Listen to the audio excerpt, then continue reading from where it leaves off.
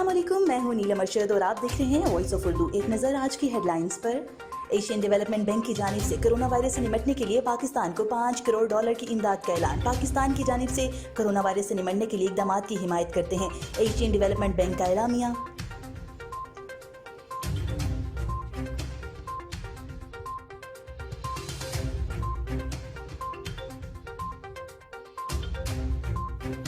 Cambodia virus की वजह से 24 पाकिस्तानी कंबोडिया में फंस कर रह गए। महसूर पाकिस्तानियों ने वतन वापसी के लिए वजारत खारजा से अपील कर दी। तकरीबन 8 और 9 अप्रैल तक जो थी वो जारी है, तो हम लोग यहाँ पे टोटली स्टक है। अभी ये कुछ दोस्त हैं जो से वही यहाँ पे हैं, बाकी भी इसी स्ट्रीट के अंदर तकरीबन। परेशानी के लम्हात में अच्छी खबर, रावलपिंडी इंस्टीट्यूट ऑफ यूरोलॉजी से मजीद 3 मरीज सेहतियाबी के बाद घरों को रवाना हो गए। रेस्क्यू 1112 ने सेहतियाब मरीजों को घरों में मुंतकिल किया।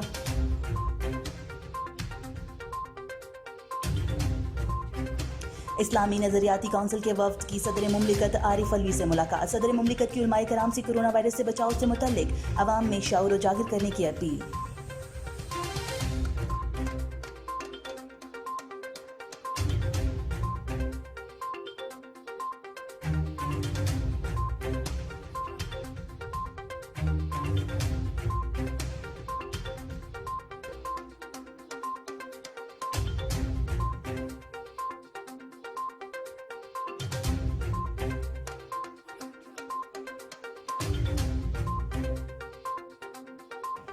दुनिया भर में कोरोना के रिकॉर्ड केसेस की तादाद 16 लाख से तजावुज कर गई। कोरोना वायरस का शिकार होने वाले ममालिक में सबसे पहले नंबर पर अमेरिका में इस वक्त केसेस की तादाद 4,68,900 हो गई और मरने वालों की शरह भी 16,697 तक जा पहुंची।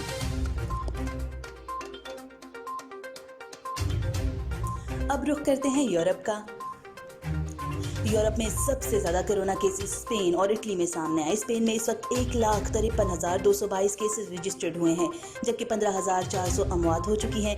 इसी तरह इटली में 1,43,626 केसेस रजिस्टर्ड हुए और 18,000 से ज्यादा लोग लुकमा अजल बन चुके। यूरोप में वाहिद मुल्क जर्मनी है जिसने चाइना के बाद कोरोना को मात दे दी। जर्मनी में 52,000 से ज्यादा लोग सेहतियाब होकर घरों को जा चुके हैं। इसके अलावा मरने वालों की तादाद 2,607 है।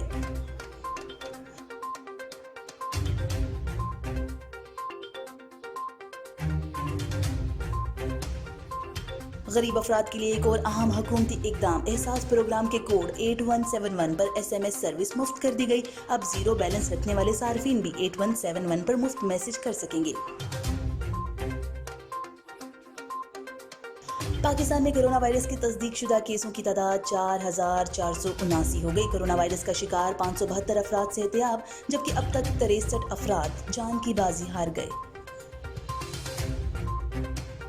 पाकिस्तानी इंजीनियरिंग अदारे अब तक 150 वेंटिलेटर्स को फाल कर चुके। हमें फ़ख्र है कि पाकिस्तानी नौजवान इंजीनियर्स बहुत काबिल और ज़हीन हैं। पाकिस्तान में कोरोना टेस्टिंग किट्स और वेंटिलेटर्स बनाए जा चुके हैं। वफाकी वज़ीर science and technology Fawad Chaudhary.